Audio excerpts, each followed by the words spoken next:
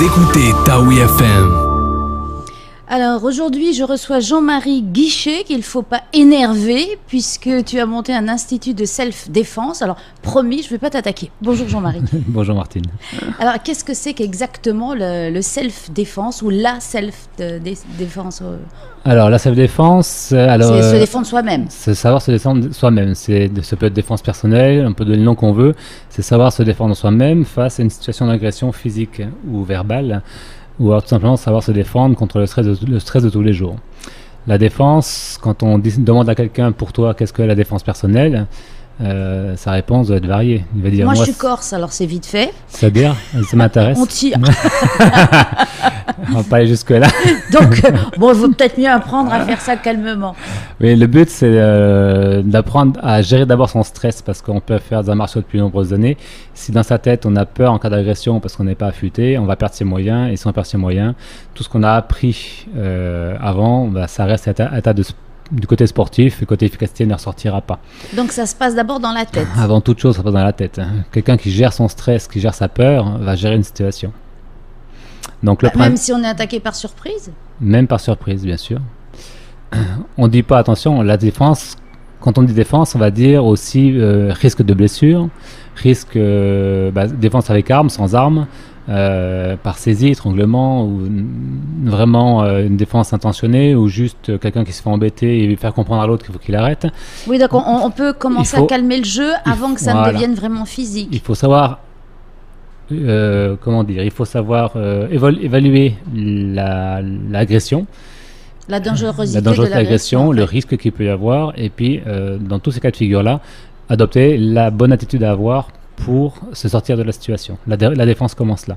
Donc si on a peur, souvent on va être tétanisé, on va rien faire, et si la personne agresse dans un cas comme ça, on va prendre les coups et on va tomber par terre, on va se faire blesser ou voler, etc. Donc tout ce que les gens connaissent au niveau des agressions. Alors toi, tu as monté un institut ? Alors, j'ai eu l'idée de monter un institut, je voulais le faire, et puis j'ai des copains qui sont dans le même milieu que moi, qui sont axés vraiment sur le self-défense, on va dire sans violence, sans agressivité. Le but, ce n'est pas de blesser l'autre, mais on va lui faire mal pour qu'il comprenne qu'il n'agresse plus ou qu'il arrête. On ne va pas le blesser, d'accord ? Donc, dans l'institut de self-défense, il y a 3 écoles d'arts martiaux. Il y a Vairanoa, qui est une école qui regroupe plusieurs arts martiaux. Qui s'appelle alors Vairanoa. Ça veut dire rester en vie. Ah, oui, tant qu'à faire. C'est bien visé. Ensuite, il y a le Systema, qui est un art martial russe, qui lui est basé sur la survie, on va dire. Le système ? Systema, en un seul mot. Un système. Ah, moi je croyais que c'était A, B. Non, mais je suis novice, moi, alors. Non, le Systema, c'est un art martial russe. Ils ont donné ce nom-là pour appeler. C'est un martial pour le nommer, en fait, ni plus ni moins. Mais c'est basé sur les gestes naturels du corps, sur la respiration, la posture, la détente, le mouvement. Et il n'y a aucun signe d'agressivité ou de violence. Qu'est-ce qu'il a de russe, alors ? Le nom. Ah oui, c'est tout. Non, je rigole. C'est pas que le nom. En russe, ça se prononce Nektema. Et les Russes ont une autre mentalité, ont une autre façon de voir les choses. C'est des gens qui sont très... Ils donnent tout. Je dirais, au niveau... le représentant pour le Systema, c'est Vladimir Vasiliev. C'est lui le seul à donner l'habilitation à des entraîneurs à donner des cours. Ici, on a la chance d'avoir Jérôme Legré, qui est en rapport direct avec Vladimir Vasiliev et qui donne des cours de Systema. Vladimir autorise Jérôme a donné des cours de Systema. Voilà, il faut être adoubé par le chef, quoi. Voilà. En gros. C'est obligatoire. Voilà, c'est le label de qualité de ce système, de Systema. C'est ça. Voilà. Et ça ne plaisante pas, je dirais, c'est carré, c'est sérieux. C'est une autre mentalité. Alors, par rapport à la... remarque, tu vas nous dire la 3e école. C'est le Laimoy, c'est moi qui entraîne le Laimoy. La quoi ? Laimoy. Alors, Laimoy, à l'origine, c'est... Laimoy, voilà. Ça s'écrit comment ? L-A-I, plus loin, M-U-O-I. D'accord. Donc, c'est une méthode d'art martiaux qui vient du Laos. C'est un mélange de boxe thaï, kung fu et taekwondo. Ça, c'est pour le côté, on va dire, sportif, où il y a des katas, des techniques, des passages de ceinture, des compétitions. Et il y a la partie défense que je développe, où je rajoute dans cette méthode le Systema et le Krav Maga. Oui, donc tu vas faire un mix, tu vas prendre le meilleur dans les 3 écoles. Disons que c'est pas le meilleur dans notre école, parce que Le plus chaque efficace. école est très bonne. Je dirais, les méthodes, les instructeurs sont très bons. C'est juste l'appliquer à la défense personnelle réelle. Hein. Parce qu'apprendre des techniques, dans tous les clubs d'arts martiaux, on apprend des techniques, hein, comment se dégager une saisie, l'étranglement. Il y a 1000 façons de le faire. Mais elle sera faite différemment suivant comment la personne gère son stress. Suivant sa capacité physique, suivant sa taille, son handicap, suivant plein de choses. Donc avant toute chose, je pense que chaque personne a une possibilité de gérer son stress et sa peur. Il y a une façon de le faire et de l'apprendre, et on l'apprend dans les SDP.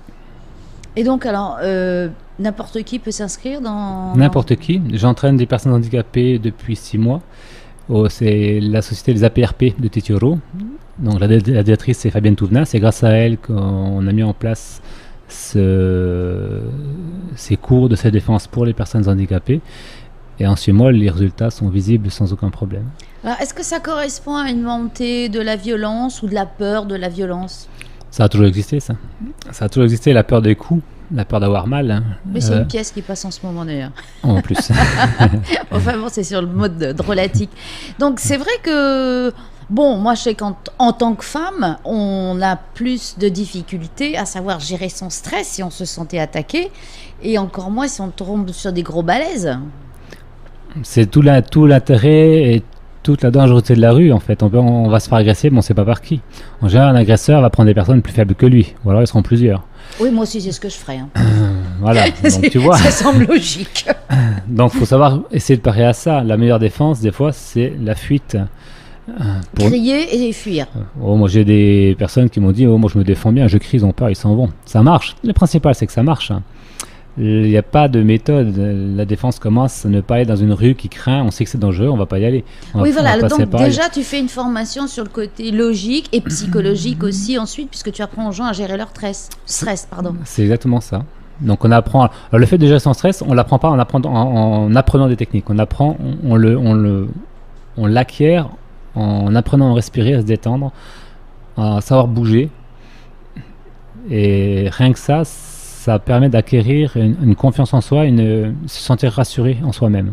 Oui, parce que le principe de l'agression, c'est la rapidité, c'est la surprise et la rapidité. Voilà, c'est ça. C'est ce qui fait que, est-ce qu'on a le temps de se souvenir de tous les exercices qu'on a pratiqués pour se déstresser? C'est ça qui est intéressant, c'est qu'il n'y a pas de souvenir, on travaille sur les gestes naturels du corps. Ah, ça devient des réflexes en fait. C'est des réflexes, on travaille là-dessus. Et pour ça, pour pouvoir réagir sur une agression et avoir de la suite dans les idées sans être bloqué et être efficace, il faut être détendu. Et pour être détendu, il faut savoir respirer. Quand tu respires... Voilà, donc si par exemple on s'attend à se faire agresser, on va peut-être se préparer psychologiquement. Bien sûr. Mais si ça arrive, pouf, par hasard, c'est... faut savoir qu'on n'est pas à l'abri de quoi que ce soit. Hein. Même le meilleur des maîtres peut se faire agresser par surprise et puis y rester s'il se prend un coup de couteau. On est tous au même niveau à ce niveau-là. Mais alors, tu fais des jeux de rôle quand c'est comme ça? Il n'y a pas que la technique. Est-ce que vous faites des jeux de rôle pour justement mettre en scène des agressions? Ça arrive, ça oui, dans les formations professionnelles, on fait des jeux de rôle. Hein. Dans les formations pour les cours, pour les personnes, au début, on fera ça. Mais avant de faire ça, il faut que les gens aient compris la façon de respirer, la façon de bouger. En fait, il faut caler sa respiration sur les mouvements. Il y a la posture. C'est 4 éléments qui vont ensemble. Si tu en enlèves un, ça ne marche plus. Donc, associer cette façon-là, associer avec les techniques, les différentes techniques des autres arts martiaux, chacun applique entre guillemets à sa sauce, dans le sens où une petite personne, une personne handicapée ne pourra pas faire les mêmes gestes qu'une personne en pleine forme d'un 1m80 qui fait du sport tout le temps. Oui, voilà, on n'a pas tous la même mobilité. On n'a pas tous la même mobilité. On n'a pas tous la même chance, capacité physique. Et là, tout l'intérêt, c'est qu'il n'y a pas besoin d'avoir de capacité physique pour se défendre. Donc, tes cours, tu les donnes en fonction aussi des personnes que tu as en face de toi? Non, c'est pareil pour tout le monde. Pour les enfants, on adapte du côté pédagogique et rigolo, évidemment, pour qu'ils apprennent en s'amusant. Mais après, la méthode reste la même. Hein. On a propre à chacun, c'est mental, hein, parce qu'on apprend ne plus avoir peur des coups, ne plus appréhender les coups. Donc il y a du contact, on se touche quand même, mais chacun à son niveau. Au début, je me suis rendu compte que les gens ont peur qu'on les touche. Un petit coup, ça, tu m'as fait mal, tu m'as tapé. Non, je t'ai pas tapé, je t'ai juste touché en fait. Ils n'ont pas ce côté, c'est la crainte du coup. Et ça fait agression tout de suite, ça fait agressivité, ça fait je t'ai frappé. C'est-à-dire que comme dans la vie courante, on n'est pas encore enfant, on chahute, mais après une fois adulte, c'est fini. Ouais, le chahut devient plus sévère, on va dire. Oui. Mais moi, ma référence, ça a toujours été la rue et l'effet de surprise, où tu arrives dans une situation où ça chauffe et tu peux pas faire marche arrière parce que soit tu as tes enfants, soit il y a ton mari, ta femme, peu importe, tu peux pas fuir. Tu peux pas partir, tu es obligé de te défendre. La réponse, c'est quoi? On attaque, on se défend comme on peut. Donc si on a pris des cours, c'est mieux. On va pas attaquer, non. On attend là. On va laisser venir.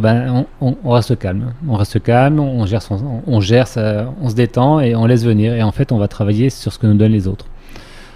On va pas aller attaquer. Il n'y a pas d'agressivité. Oui, on attend que l'attaque se produise si elle se produit. Voilà, on réagit sur l'action de l'autre. Alors, il faut faire combien d'heures d'entraînement par semaine ou par mois pour réussir ça? Ça dépend des disponibilités des gens. Certains pourront faire 6 heures, d'autres 2 heures, tout dépend du travail qu'ils ont, etc. Mais en général, pour répondre à ta question, j'ai un exemple, j'ai entraîné pendant 3 mois à raison d'1 heure, 1 heure et demie par semaine, une personne de 45-50 ans qui n'avait jamais fait d'arts martiaux. En 3 mois, elle m'a dit qu'elle était mentalement prête à marcher. Et elle a dégommé tous ses voisins qui l'embêtaient. Jusque-là. Mais il a pris l'assurance et il n'avait plus peur d'aller là où il avait peur d'aller avant. Et pendant les entraînements, il s'entraînait et il avait compris le principe. Et après, c'est du travail de fond pour éliminer les tensions qu'on a dans le corps. C'est un travail sur soi. On apprend, c'est du bien-être. Peut-être aussi le fait que l'agresseur potentiel sente une force en face de lui, ça permet aussi peut-être d'éviter. Rien que le fait de marcher droit dans la rue, de présenter une certaine assurance, va faire peut-être qu'un jour quelqu'un voulait vous agresser, mais tu le sauras jamais parce qu'il n'est pas venu, parce que tu présentais cette assurance-là. Maintenant, quand tu vas au culot devant quelqu'un, même si tu es sûr de ne pas gagner parce que c'est un gros balèze, tu montres une assurance qui va le décourager, voilà, c'est de la défense. Mentale. C'est mental aussi avant qui tout. aide le physique. Alors concrètement, ça se passe où Alors, les 3 écoles, avant de créer les SDP, les 3 écoles existaient déjà.